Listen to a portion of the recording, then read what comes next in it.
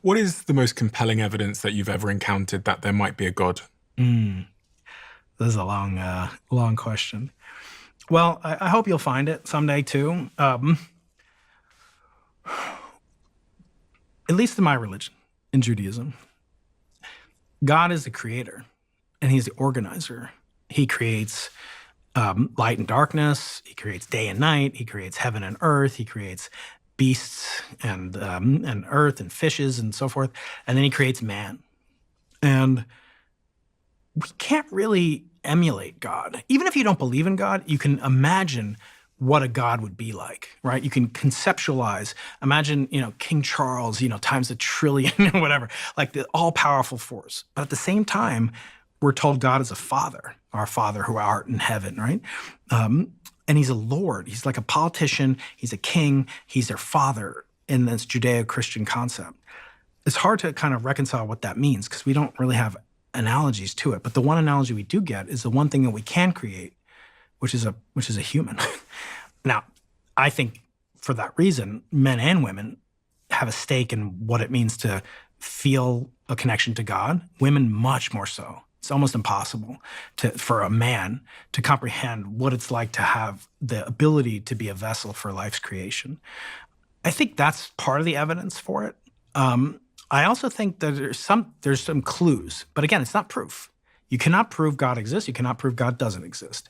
You have to be comfortable with that ambiguity, and very few people are. If we came from a single-cell organism, as some people say, then giving birth seems to be quite a new concept. Because, if you think about some of the evolutionary stories of, the single-cell organism that then divided, and then, Darwinism's theory that it was the environment that defined how we give birth, and different animals give birth or replicate in different ways. So if you go back far enough, it seems that like giving birth as we know it, which is this like process where the baby comes out and they cut the cord, is actually quite recent in the history of consciousness, but also just like living organisms. Does that make it more or less miraculous? Or it's so amazing, but it doesn't feel like it gives me,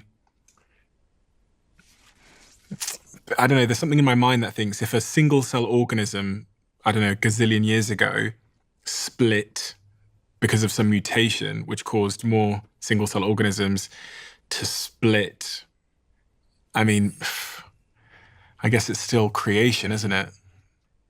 And then you could ask the question, what if there was a creator and this creator not only, created that first cell, but created within that cell the possibility, the propensity, and had the knowledge, we can't comprehend it, but had the knowledge that will eventually make a person and have consciousness and be able to conceptualize God. Now, I'm not saying that's evidence for it, but just you can see which would be a greater miracle, that like God encrypted in the DNA code that eventually there'll be a Stephen Bartlett or Brian Keating, or that those are natural processes that are the inevitable conclusion of creation of life and evolution, as you say in Darwinian theory, for which we have abundant evidence, right?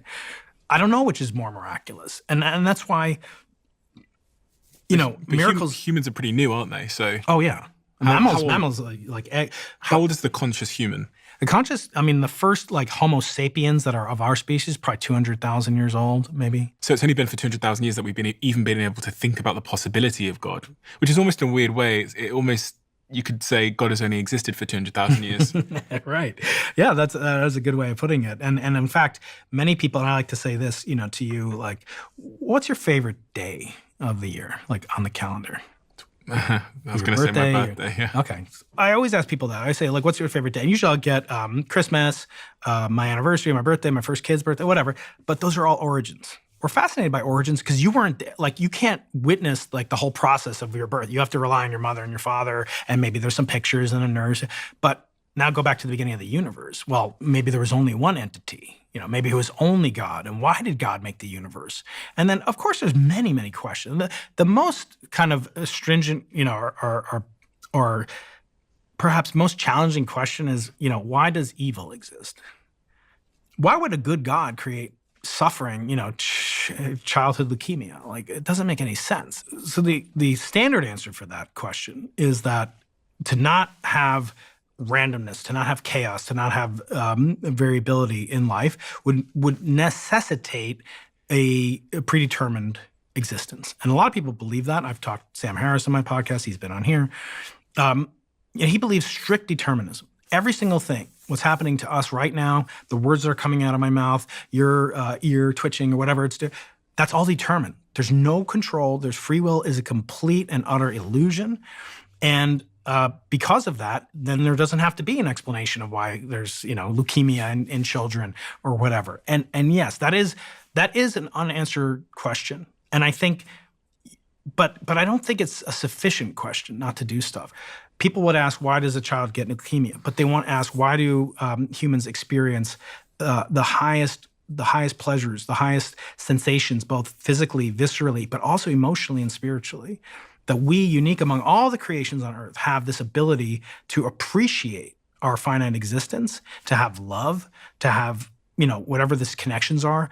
That's what makes life living. Now, we can't answer why is that? Like, do we deserve that? So for me, the evil and good and like pleasure and pain make lots of sense from an evolutionary perspective. Mm-hmm.